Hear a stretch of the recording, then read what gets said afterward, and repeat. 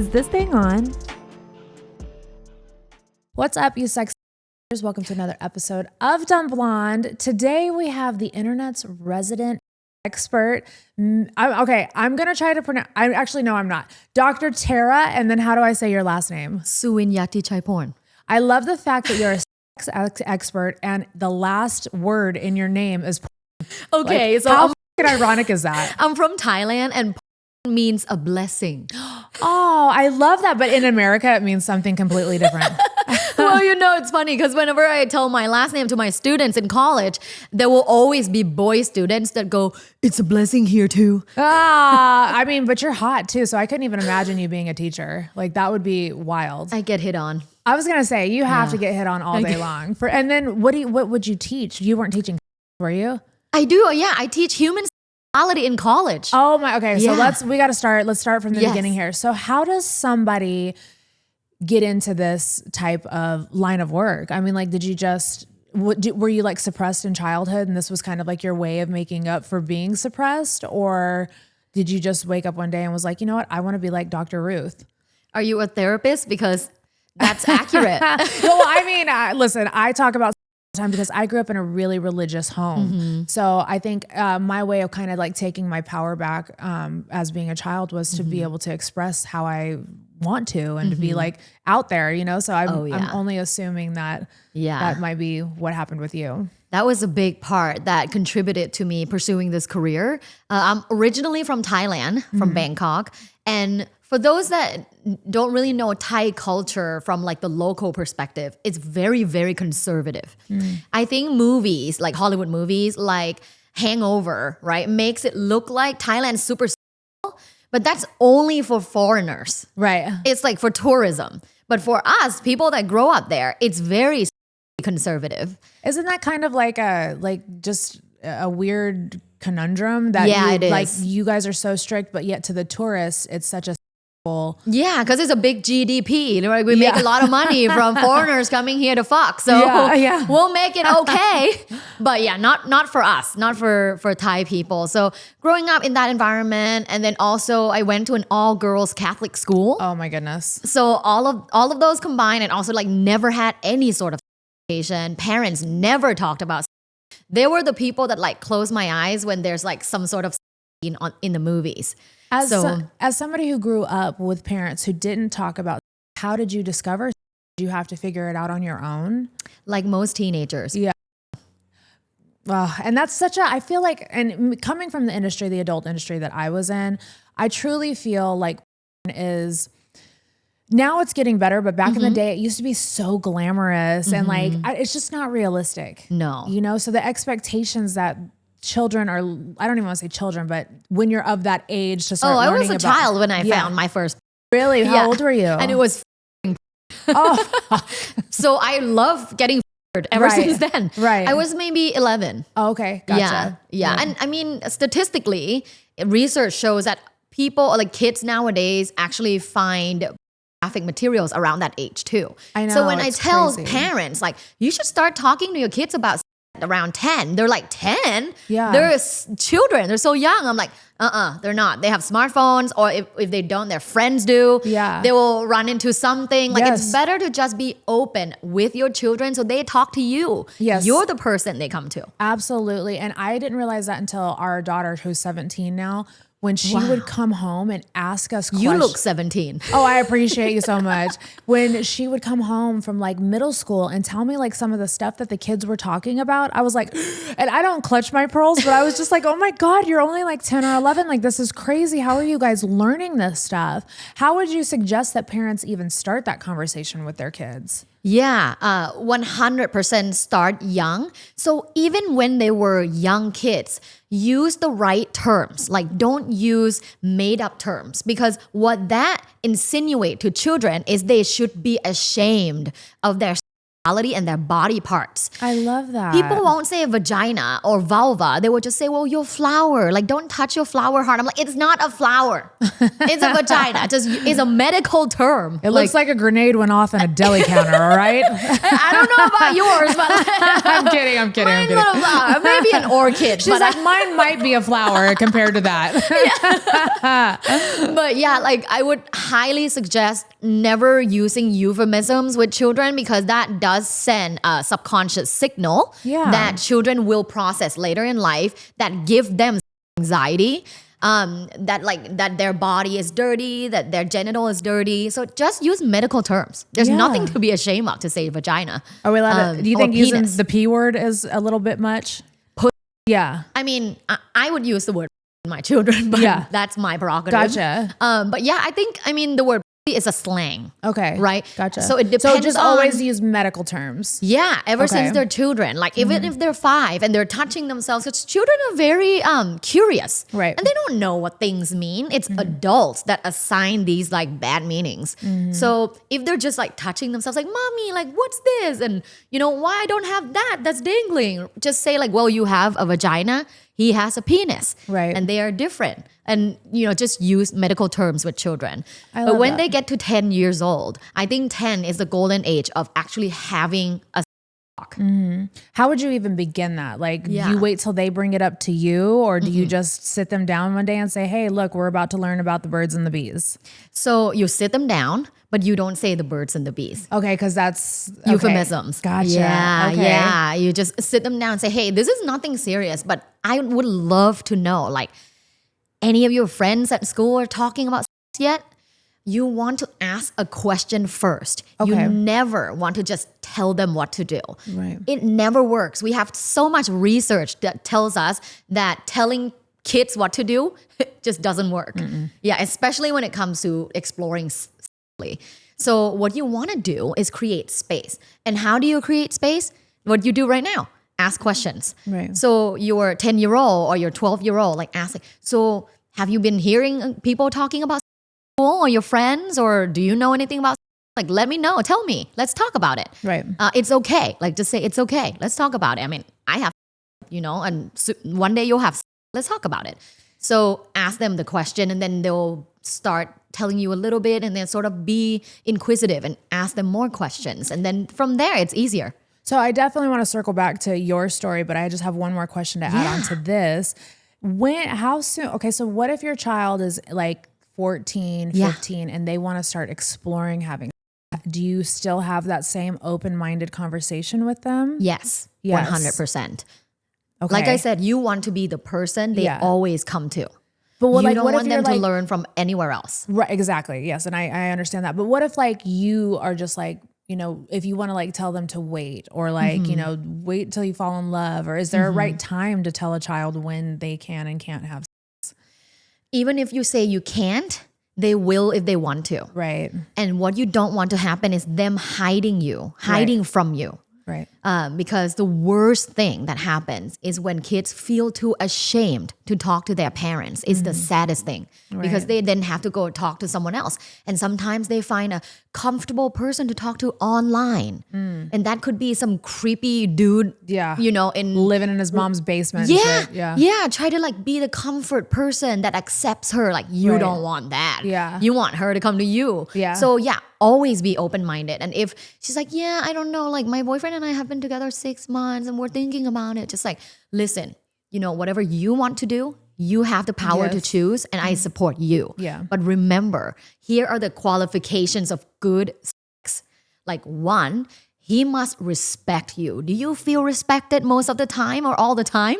Because you should. And if there are times where you feel like, I don't know, he's kind of weird about that, then don't have him yet, because you need to be respected at all times. And then 2, like, do you think he will focus on your pleasure? Because remember, especially for girls, for young girls, like your pleasure means more. Right. Don't just You're not there for just him. Right. Don't just let him take over and he's done. Right. Like no. I love that. I love teaching young women to have the boundaries. And luckily our daughter is so open with me about everything that she does. That makes me happy. But in the beginning, when she first came to me about you know, like, especially because of the lifestyle that I was in, I just wanted to shield her so much from it because I just know how bad it can get, like if you get real deep into it. But then I also had to remember that her life isn't the one that I lived. So yeah, totally. So circling back, you grew up in a strict home, went to an all-girl Catholic school. Take me from there. Oh, well, so then I got the opportunity to go to a high school in Finland.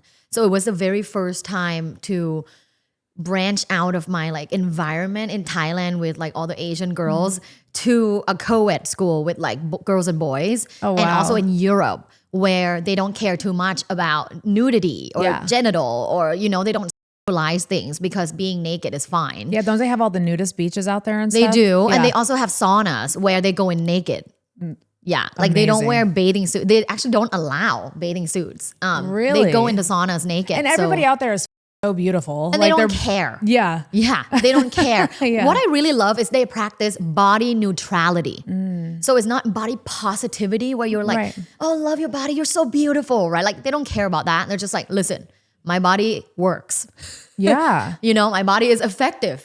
I've never heard that. Great. I've never heard that before. Body neutrality. Yeah, body neutrality. Like I love my body because it works. Right. Yeah. I love that. And you don't have to, you know, beautify it or No, that's beautiful. Yeah. And so in Finland, you know, it was my first time being around like naked people, going into saunas. They didn't care. Being around boys. Girls and boys and people of all ages. Yeah. So like teacher, like, you know, grandpas, everyone. Yeah. It was also my first time seeing an old person's. Oh God. And they're weird looking, man. Back in my day, I've seen a few and just the old wiry hairs. I can't stand it, dude. What? I hate it. When I was a just teenager, old balls I didn't that know. smell like fucking Old Spice. I can't do it. I'm having flashbacks. Oh, but yeah, that was my very first time just learning that like my body isn't bad and like genitals aren't bad. I wish America was more on the body neutrality because that's such a beautiful just a way to teach people how to just love themselves. Yeah. Whereas out here, it's such a fake, you know, body positivity, but everybody's had surgeries. We have all, you know, I've had Botox, I've had my lips done. We've all done. I love Botox. Yeah, exactly. I love Botox. I will never live without it. But it's like, you know, had we have been wired on the body neutrality, we probably wouldn't have felt the way that we do now. You know? So a lot of pressure. Yeah, for sure.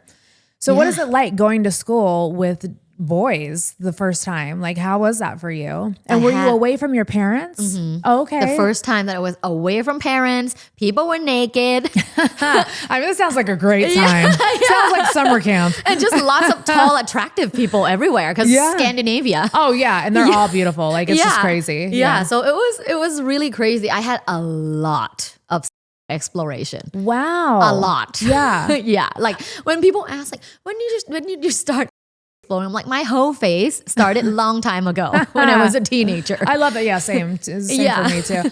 I don't know how much we can get into like your explorations underage because you know everybody out here, nobody knows how to deal with anything like that. That's and if true. we talk about stuff like that, people get offended. But you did discover your while you were away and you were going to this school. Yeah. And is that kind of like what inspired you to want to go on the path that you chose for for work? Yeah. Yeah. So, out of all like my background combined, right? Then I moved to the United States. You know, oh God, you went from Finland to freaking the United States. Yeah. Well, but I moved to LA, which to me is still quite like sexually liberated. Yes. Comparing to Thailand, it is more. Definitely not body neutrality out there, though. No, no, a lot I'm of from pressure. Vegas, so yeah, a lot of pressure for beauty. But in terms of like sex and sexuality, I mean, there were like everybody, right? There's West Hollywood. There's just everybody. So it was really cool. But you know, people often ask like, wow, like becoming this like global expert, like were you always like this? Like, no, when I first came to America, I was just like an anxious immigrant girl from Thailand. I was anxious. I was quite quiet. And I really it was hard for me to make friends because I didn't speak fluent English. My dad sent me to an accent reduction school so I can speak standard English. I didn't even know they had those. Yeah, for So international you go to students to like learn how to not have an accent. to sound American. Oh, Yeah. So, I mean, I think it pays off because like Yeah. I've received a lot of speaking opportunities. I Yeah. think it's probably also because that that it's easy to understand me. right. But yeah, so I moved to America. I was in LA and I was pursuing higher education. And at that point, I was doing my master's degree. And in my master's degree, I learned that sex is one of the most, actually, is the most universal problem that all couples around the world have, regardless of their race, ethnicity, gender, age, how much money they make. Like everybody has a sex problem at some point in their lives. When I you was say like blown away. That is crazy. When you say problem, what do you mean? Because I feel like it's a great problem to have. Or is it? No, it's any kind of problem. So it can be physical problems. Right. So like dry vagina, Gotcha. erectile dysfunction, Yeah. can't last long, like any sort of physical problems. It can Yeah. also be psychological problems. So sexual shame, anxiety, addiction. Right. It could also be almost like a relational problem, like in a Gotcha. relationship where you are in a sexless marriage, or you're in a relationship where one person is resentful because they initiate more other. Yeah. So there's a lot of problems in different aspects. And Gotcha. When you were saying I thought you were talking about like nymphomania. having too much. Yeah, and I was like, I don't know if that's a problem. No, but, it's not. Yeah.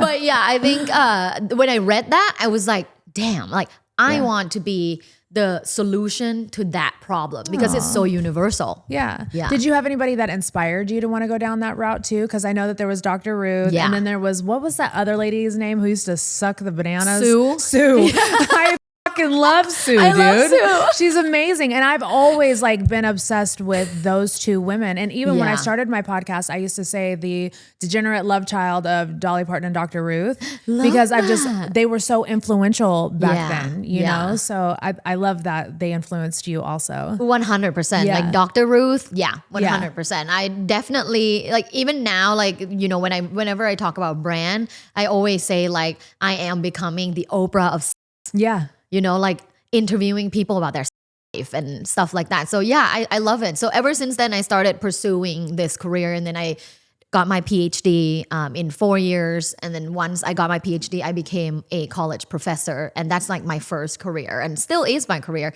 as a college professor teaching human sexuality. That's so cool. I love how driven you were and how you just, you know, coming to America, not even being able to speak English, going to school to learn how to, you know, dampen your accent, and then saying like, you know what, I'm going to take over America and become their therapist. Yeah. Like that's dope. Thank you. I love Thank that you. so much. Thank you.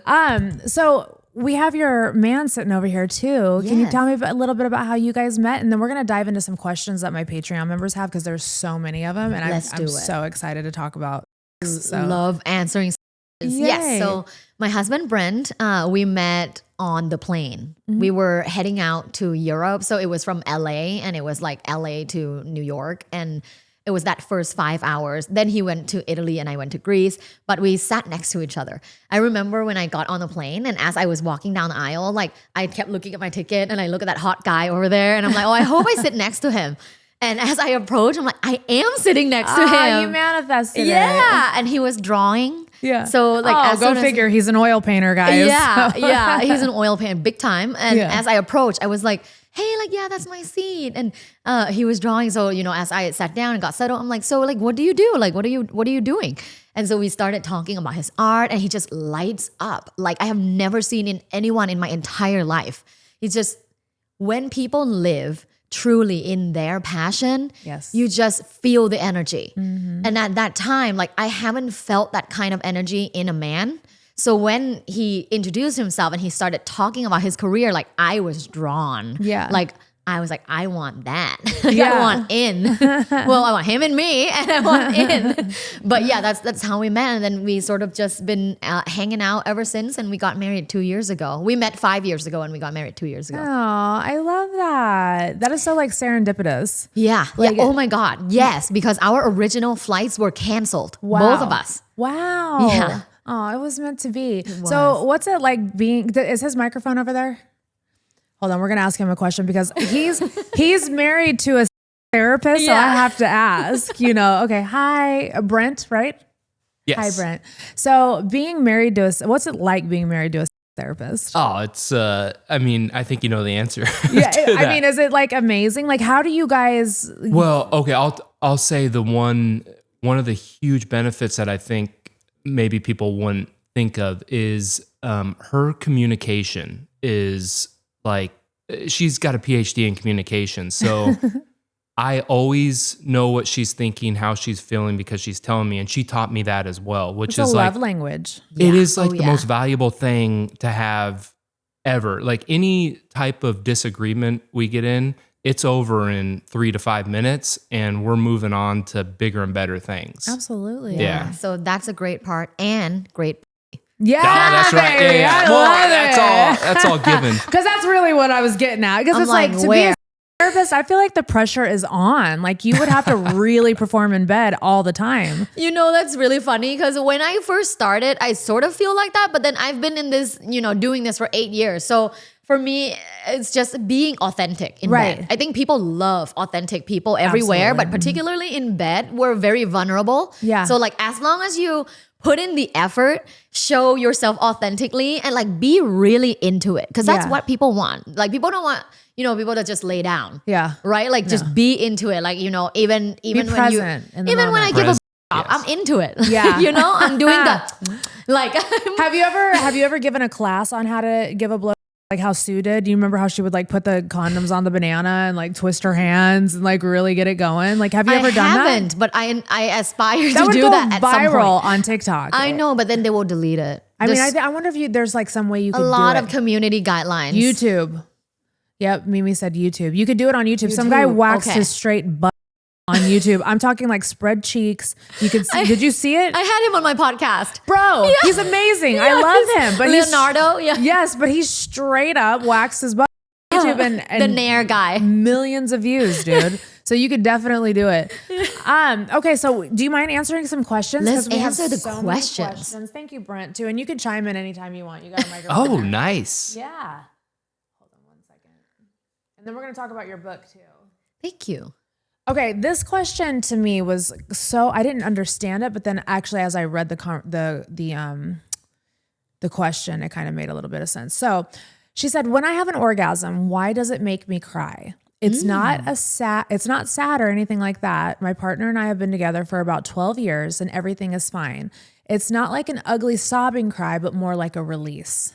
I love this question. Yeah. And it brings awareness to this topic. So that is called crygasm. I never knew that. Have you had it? No. Yeah, so crygasm is a very real thing, and lots of people, particularly women, but some men too, experience it. It's because when you have a really intense orgasm, your whole body and your hormones and your physiology is all like heightened and very enhanced. Yeah. So it's quite normal to have different sort of release. Some people may release it through like grabbing something really hard. Some people may release it through like squeezing their vagina walls really hard. Some people release it through crying. So crygasm is actually a good sign. So that just means that she feels so good that the only way to just get it out of her is to It's incredible. Yeah. wow, her man must be putting it down. Have you ever had a crygasm? Anybody here? Yeah. Crygasm? No? Damn, I think I may have. Yeah. I bet you and I definitely have. we have had crygasm. Yeah. You guys do or don't? We have. We have, yeah. Aw, I love you guys. That means you guys are just really getting into it. Yeah. Can we talk about Yes. because so many people are like fascinated by squirt. Other people are like disgusted by it because they say that it's pee. I know how to I know it's not pee. But what are your thoughts on how does somebody do it? What is it? All the things. I am a big fan of like Yay. I love to right? Me too. I'm a big fan. Yeah, she love does. it. He makes me like so fast. Brent, look at you, buddy. Okay, so first of all, I love there's nothing wrong with people that feel disgusted. I think you should shift your perspective to enjoy it because it feels amazing for What the she woman, said. but also to the partner. So what is it? It's liquids from the skin's gland. However, so the liquid from the skin's gland is the majority of it. However, if you push the whole system really hard, sometimes there's pee in it. For sure. Sometimes, right? Sometimes, And again, pee is actually not dirty. Pee is sterile. Right. Like pee is cleaner than your mouth. Wow. Yeah, pee is sterile. Yes, Wow. that's Brent. He's a doctor. I never knew that. Yeah. Pee is clean. It's sterile. So that's why some people drink pee, like when they do like these crazy, Oh like, yeah, I you think know, that's like sort of a new age remedy thing. You've seen it, right? Like I've people are seen drinking their it on pee. TikTok, actually. Yeah. I've seen it on Instagram Reels. That's a dark place in there. But yeah, some people I've seen drinking their pee. So that's why, because it's sterile. It's sterile. Yeah, I mean, I don't recommend drinking pee. Yeah. We do not recommend drinking pee. Yeah. Just a heads up. However, it's not disgusting to just like, have a little bit of pee and your skin's glands liquids on the bed or on you or in your face or on your fingers or whatever. Yeah. So that's what it is. And then how for the women, you need to really completely relax. Yes. You would say so, right? Yes, That's absolutely. the key. Because You have before I was able to was because I couldn't relax. Too tense, or if your mental is not there, you're not going to be able to do it.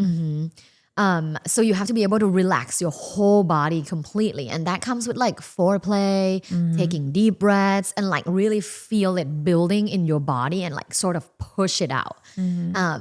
Another thing is using a on your clitoris when you get penetrated either by by fingers or penis or a toy, because when you clitorally, you have more capacity to like also have ejaculatory orgasm or orgasm. Yes. So that can help too.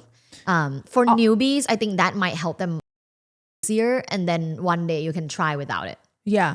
Also, there's a technique that a guy can use his fingers and The when come he hither. pushes down. Yeah. Yes, the come hither, when he pushes down on your stomach and goes like this. Like you can that way too. There's so many ways. Is there a certain position that you would recommend to beginners who are trying to learn how to? Yes. Well, so it's easiest when you are getting fingered. Okay. So I recommend putting a pillow under the butt because then you're about 45 degrees up, and then have him use like, or her, we use 1 or 2 fingers and then do the come hither motion while pushing on the mons, like the pubic area. However, even before you get there though, you do need to like warm up the whole body. Yeah, you can't just like, go straight in. The vagina is not a separate like a car. system. Yeah, you gotta needs to warm be it up in the warm. wintertime. Yeah, so like lick the nipples, massage the breast, kissing. Like you need the whole body first, and then go there, start doing the come hither, do the pillow under the butt, and I think it's easier to squeeze away. I love that. I hope this helps people at home too. Yay! All right, let's dive into some more No shame questions. in I'm 31 years old and me and my husband have 4 kids. My husband is a very man to the point I cannot keep up. How and what can I do to up my drive? Have him do more chores. Have him pull more weight around the house, right? That's my real first answer, because based on research, women who don't have to do chores as much are. Wow. Yeah, that's why I say chore play is foreplay. Wow. Yeah, like when women are so overwhelmed, there is no space to be horny. Right. No space. Yeah. Mentally, you're just not there. You're tired. Even if I give you, 3 tips to boost your libido, like you can't do it if you're overwhelmed. Right. So chore play is foreplay. That's first. And then like once you're not so overwhelmed, then here are some of the tips based on research that really works. Yeah. One is exercise, because you need blood flow. If you are working at a computer and then taking care of your children and then laying in bed to go to bed, like there's no blood flow, right? Like maybe you walk a little bit, but you need that intensity. Like you need the HIIT workout, or like, Stairmaster. Like you need to boost the heart rate and help with blood flow. Yeah. When you say getting, it means that your blood flow goes to your vulva, right? The whole vaginal area. So if there's no blood flow, there's not going to be blood flow that can go to your vulva and vagina, and therefore you can't get. Right. So exercise, walks, like whatever, move your body. That would be the first one. The second one is more foreplay throughout the day. A lot of texting and like teasing. Yeah, a lot of long-term couples tend to have a very dormant life and then try to have penetrative sex. Right. Women can't do that. Yeah. Like, most women can't. Like they have to feel like desired throughout the day. Like I'm wanted, I'm desired, I'm sexy. Yes, daddy. Like, right? Like you can't get to, oh, I'm working on the computer and my is dormant and get home and be like, daddy. Like, you know, you can't get there. Right. So there needs to be flirting throughout the day. If you know it's your like next date day, throughout the day, there needs to be some sort of courtship going on. And that needs to be revived. Because I think people forget when they're in long-term relationships. Yeah. And then lastly, I mean, there are a lot of like people that say, you know, meditation can help you feeling more horny. Actually, real experiments and studies in big universities that show that it works. So meditation is what I do every day, and it works in keeping me feel. Where would you find like meditations at? Like on Insight Timer or like YouTube? YouTube, yeah. Okay, I have like a bunch of guided meditation on YouTube. Yeah. If you search for me, go on there, press play, and just listen to me, take deep breaths, and do what I say. I love that. You're amazing. I could listen to you talk all day long. Thank you. Next time my husband says anything, I'm gonna be like, chore play is foreplay. There you go. Do the dishes, brother. Yeah. Go do the dishes. Chore play is foreplay. I need that t-shirt. Yeah, for sure. Okay. How do I get comfortable again with my new boyfriend after a domestic narcissist relationship that was 3+ years? It just feels like sex will always hurt. And every doctor said nothing is wrong. I'm just tense. I need help.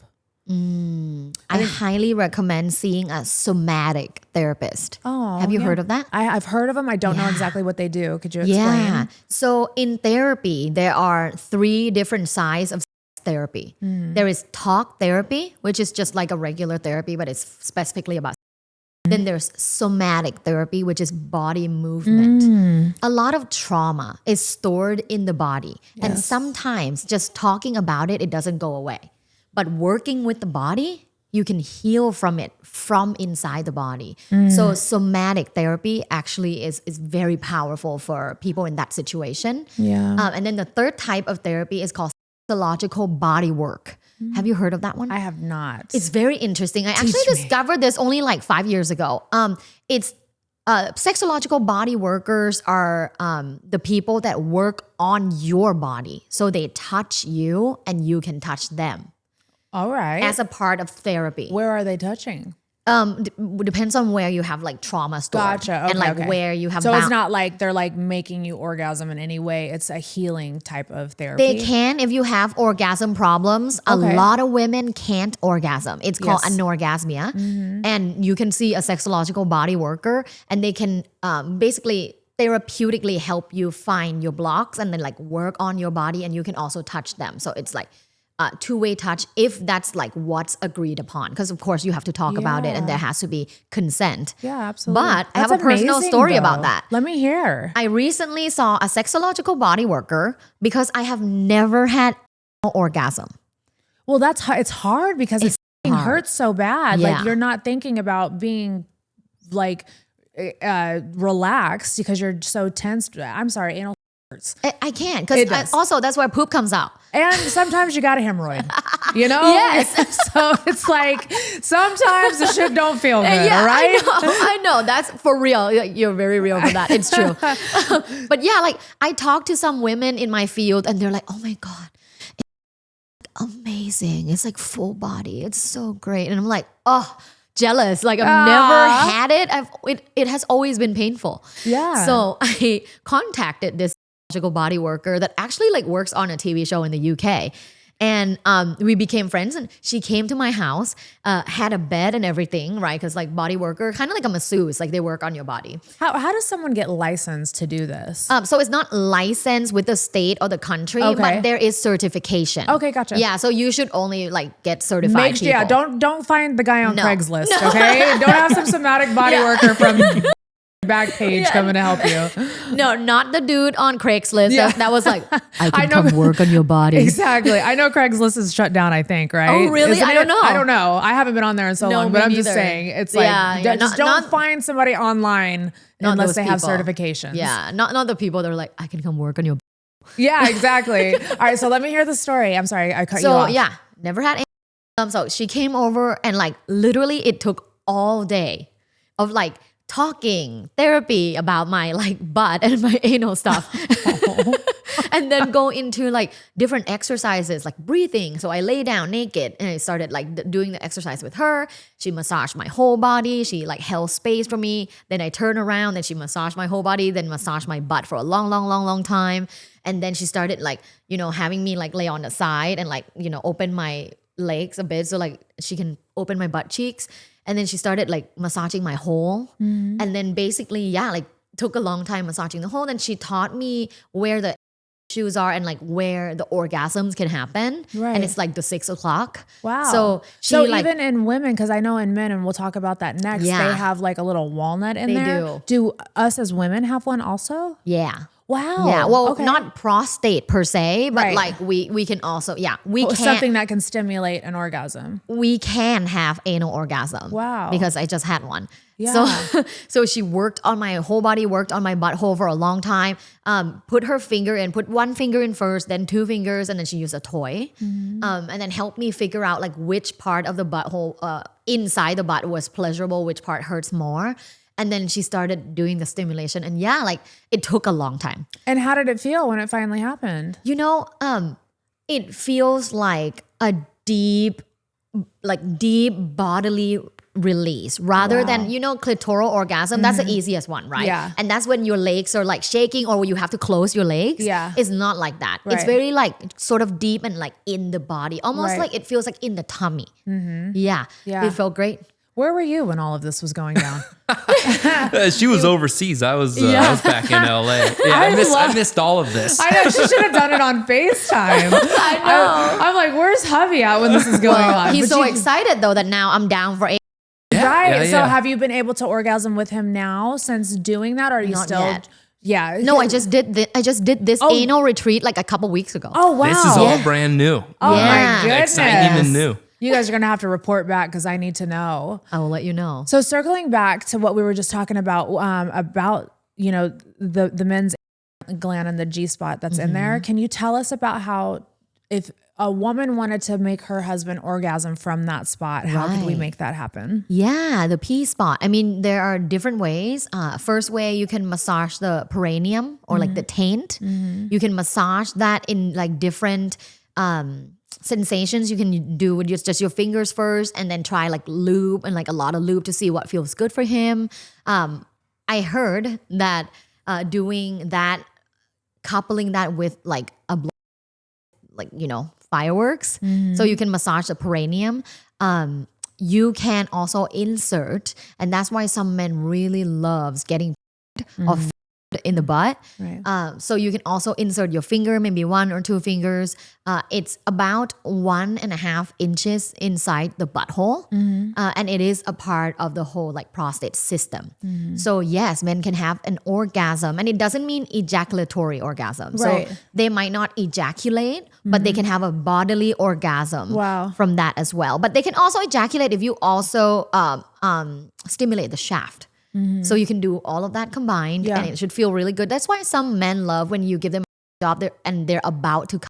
They're like, oh, put your finger inside me, because it makes it more intense. Yeah. But some men also just love full blown getting.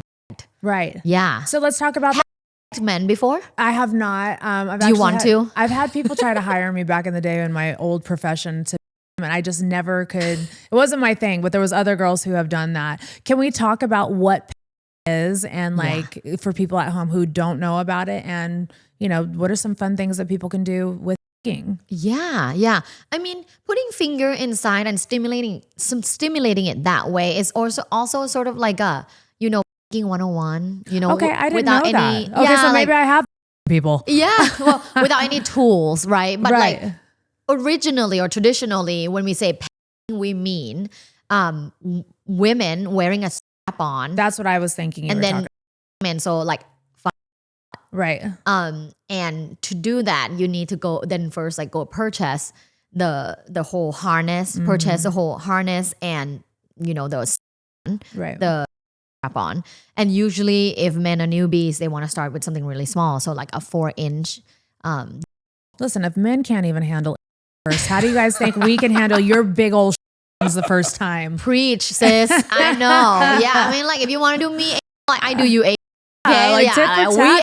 Yeah, it's not a me or you, a we. I love it. But yeah, like if you're new to pet, there's a lot of like resources online, like how to pet. But it's generally like wearing the strap on, lubing it a lot with lube, and then also start with massaging his body so it's relaxed and warm. When you say massaging, do you mean like just putting your 2 fingers on the outside? Yeah. Okay. But you can't have like super long nails. So yeah, I wouldn't think that these would be fun in there. That would not be good. you don't have nails. Yeah, no. But yeah, massage the starfish, massage the whole, keep it like warm and loose. And you can also even start with like just one finger and like kind of lube it around like this. And then, slowly inserting. So I never knew putting a finger in the. I actually, one of my exes, I with a. So I guess that's considered too. Yeah. Also, Yeah. Okay, yeah, got it. Love. So yeah, I guess I have. So you're experienced. I've just never worn the strap. Not that I have anything against it. I just don't think that I don't think my thrust technique would be great. I need to work on my thrust. I feel like it just feels so powerful to have a. Literally, have you people? I have. Yeah. Not him, because he's not into anal. Yeah. Well, you're not into it, but Yeah, he's not exactly. into it on himself. Well, but He will. But here's another thing. Going back to your question about marrying a psychologist, is I'm open to anything. Were you like that before? No way. Oh, no, wow. no way. I grew up in a very loving parents, but very conservative. Like I was ashamed of sex. So And we don't mean conservative in general. We mean sexually conservative. sexually Right. conservative. Yeah. So marrying her and being with her, she's opened my mind that I'll never say never to anything. So I'm always looking to grow and learn. And That means I get to him tonight. I was gonna say, get the strap out, baby. Let's I go. have an 8-inch one. He's over here blushing right now. He's like, nope, didn't mean that. yeah, not tonight. I actually don't remember the brand. I don't want to shout out anyone, but like I heard that there's a brand that makes a specific strap on for his hole. Like they do it's like a custom made. Oh, Yeah. I'm glad they get the royal treatment. Meanwhile, women, we just have to take it. It could be fucking 8, 10, doesn't matter. Curved. 10? Who I'm have just you saying. met? I'm just saying. Is it him? No, this is Jaime. His girlfriend's hot though. His girlfriend is really hot. Like he's banging Brooke and she's beautiful. All right, we're gonna ask you a couple more questions because I feel like this is so informative. But I'm gonna go into my Patreon because hold on, I just hit Pandora. Let's do it. I could sit here and listen to you talk all day. Like you are so informative. But you know what's really cool about the information that you give is you also teach people to, work through their trauma. And I think that's amazing because a lot of blockage is from trauma. And actually a lot of fetishes stem from trauma too, and we always say on this podcast, we never yuck anybody's yum, you know, and we do a segment called Ask, Tell, Confess every week. And we get some pretty crazy questions. And I feel like I need to just start shooting people over to you. I'll be like, go ask Dr. Tara. Yes, ask me. All right, hold on one second. Yeah, we could call in Dr. Tara on the Lifeline. Yes. That would be amazing. This person, Haley, said, I want to know your opinion on womb meditation. I think it's lovely. I've never heard of it. What is it? Yeah, it's like to honor the yoni and the womb. And I think Okay. it's lovely. I think any sort of like sex-related meditation is lovely and effective because like I said, there's research that shows through the experiments that it works. And honestly, we as women, we don't give honor and love to our womb that much. We just take it for granted. We take her for granted. Yeah. So I think like womb meditation, yoni meditation, whatever you call it, sacral meditation, I think it's super, super lovely. And when I say like research found it works, I mean it really works on some of the people that actually had zero drive.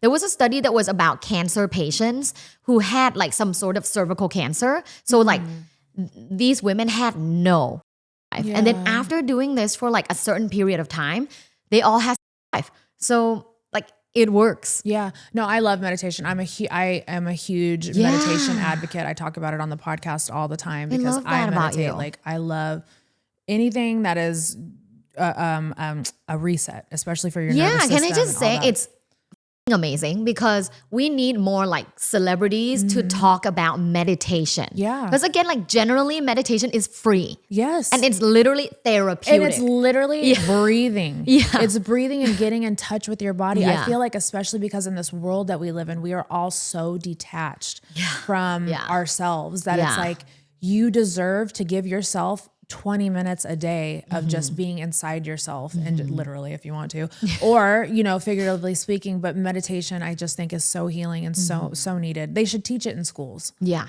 Oh like, yeah.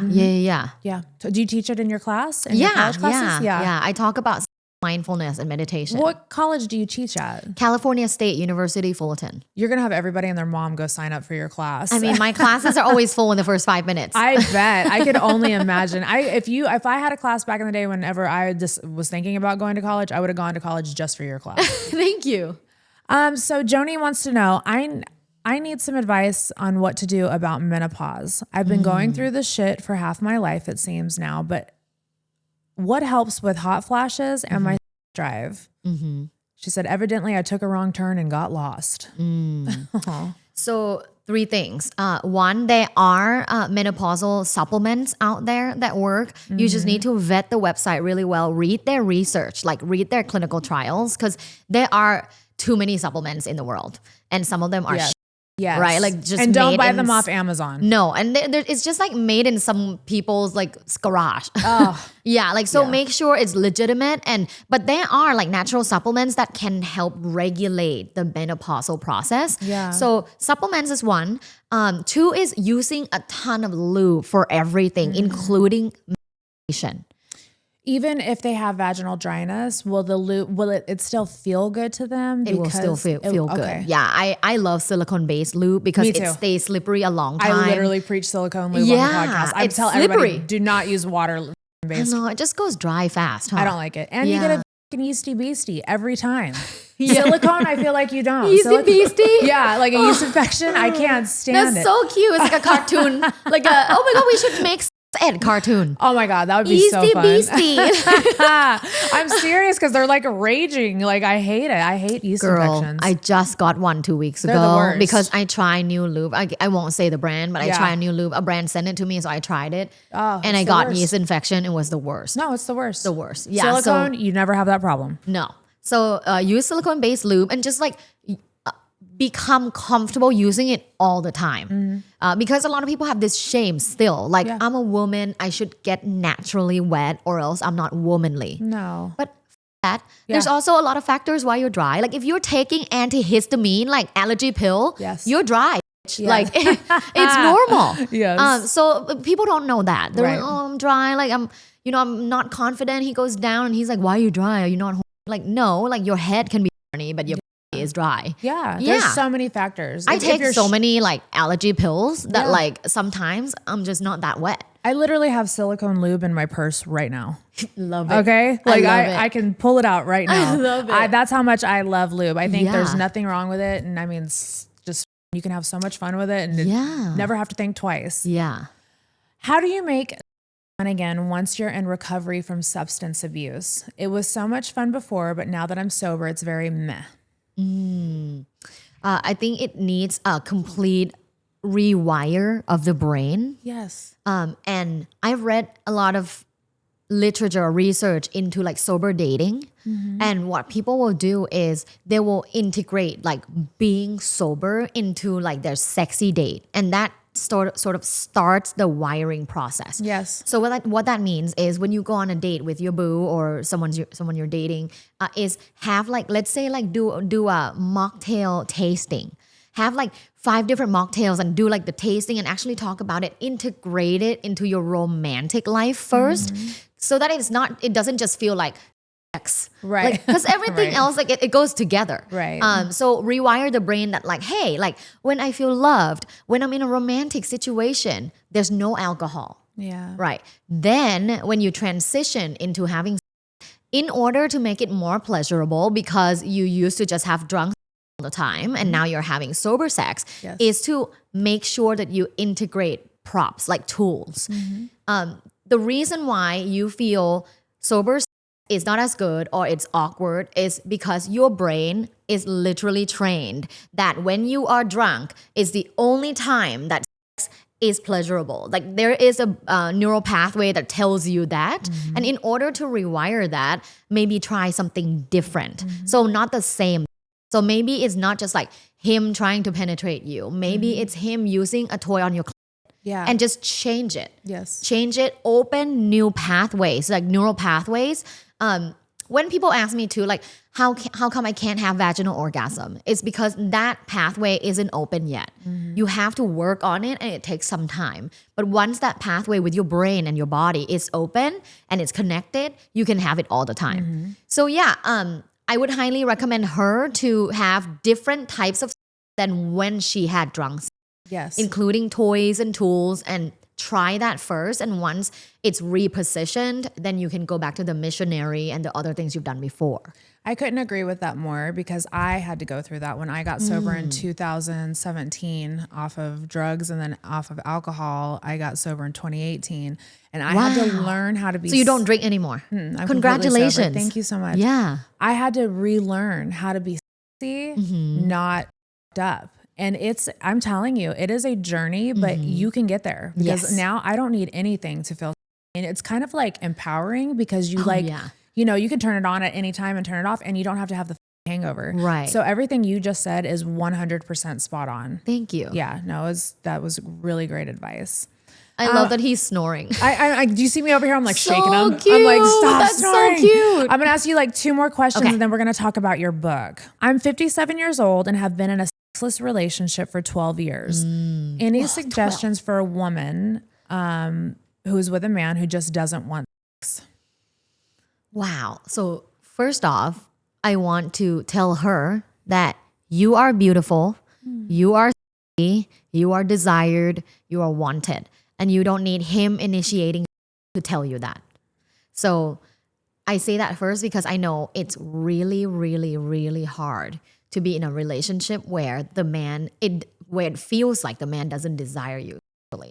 I have been in a relationship like that, and it wasn't my fault or anything about me at all. Actually, he was struggling with testosterone problem, and he personally had really low sex drive, but still it had that spillover effect on me and my self-esteem.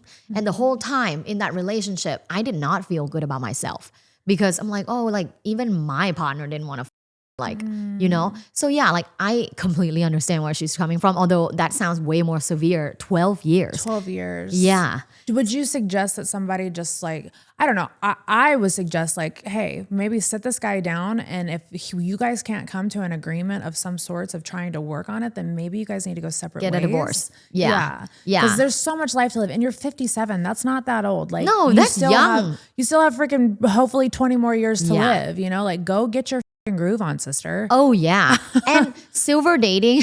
I mean, I know it sounds kind of Silver like bad, dating. but I love that. I know, but that's like people over 55. Like I'm silver almost dating. there. Silver dating is so popular. Yeah. So popular. Hey, old people. Yeah. My dad passed away last year, was banging all the way up until he croaked. It was like, Yeah, like I they don't care. These I love people, no, I'm telling you, old people who was just telling me about what were you telling me? They do.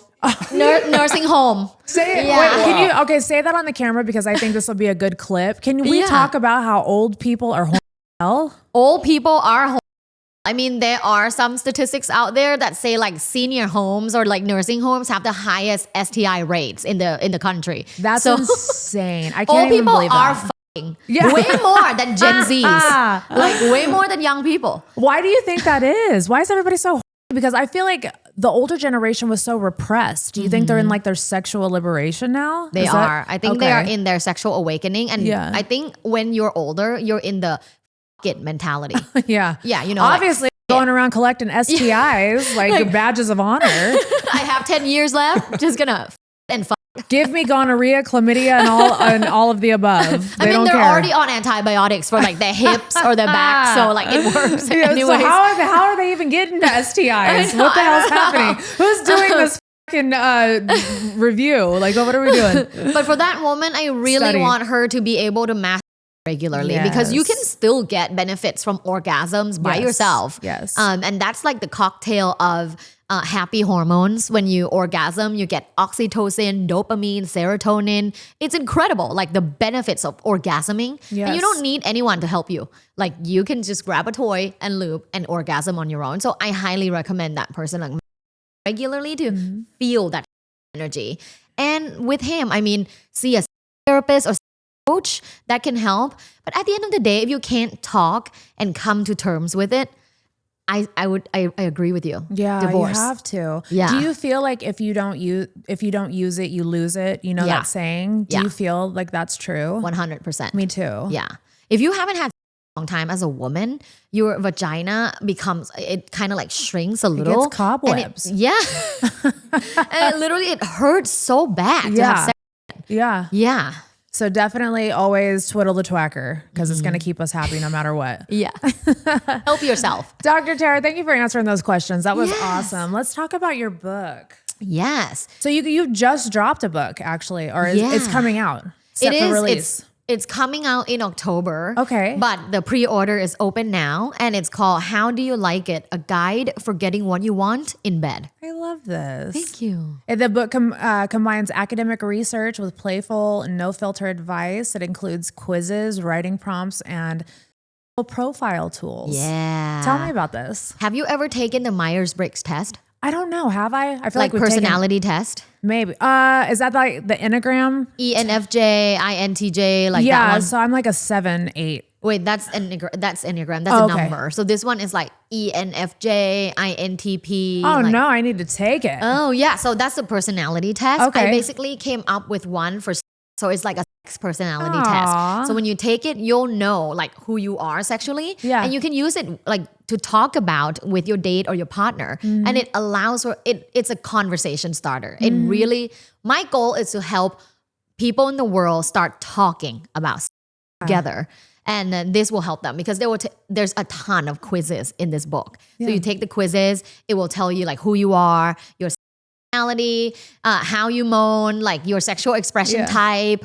There's all kinds of quizzes on there that will help you understand who you are and then be able to talk about who you are with your partner. I think that's amazing because it can actually like bring couples together. Yeah. Like some couples don't like to talk about if they sat down and actually like did like a chapter a day or like a quiz a day, like while they're laying in bed, like it would just spark something between them. That's actually America's biggest problem. I did a huge study based on 5,000 people. Wow. And I found that America's biggest problem is not talking about sex when it comes to romantic relationship. Wow. They don't. People don't talk about.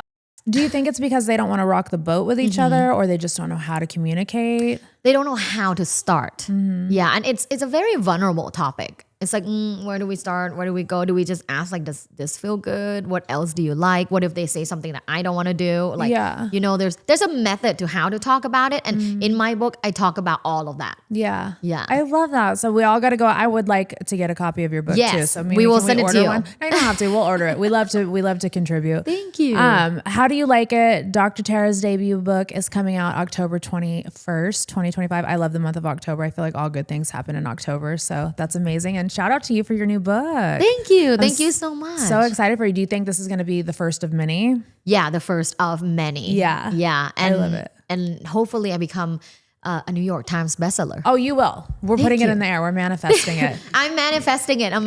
I'm telling you, more people need books like this, and it's so relatable. And the way that you're so down to earth, I feel like people just are comfortable with you, and we need somebody like that in the world. So yeah. Thank you I'm so excited. much. And writing a book is a very hard feat. My book drops in February. So Yes. the fact that you did this speaks volumes, because writing a book is not easy. Thank you so much. Yeah, absolutely. Dr. Tara, thank you so much for coming on the podcast today. Thank you. It has been orgasmic. Yeah. Yeah, I'm having like a full body experience. I've got my what is this? Have an orgasmic day notebook. It's just a blank notebook that you can write your journal. Do you journal? I don't. There you go. Now you can journal every will. day. I you will. can write Now, one sentence every day why you're proud of yourself. There you go. I will do that. I'll do that for sure. Shout out where everybody can find you, your socials and all that stuff. Yes. So my website, Instagram, and TikTok are lovebites.co. That's LUVBITES.co. I love it. Thank you so much, Dr. Tara. Thank you. Appreciate it. You got to come back, please. I will. This was so much fun. You're like the best interviewer ever. Oh, I love you. So calm, but very like inquisitive. It's great. I love you. Well, I literally could sit here for another hour and talk to you. So don't say that, because we'll sit here. I have so many on this paper or on this notepad right here. Thank you guys so much for tuning in to another episode of Dumb Blonde. I will see you guys next week. Bye.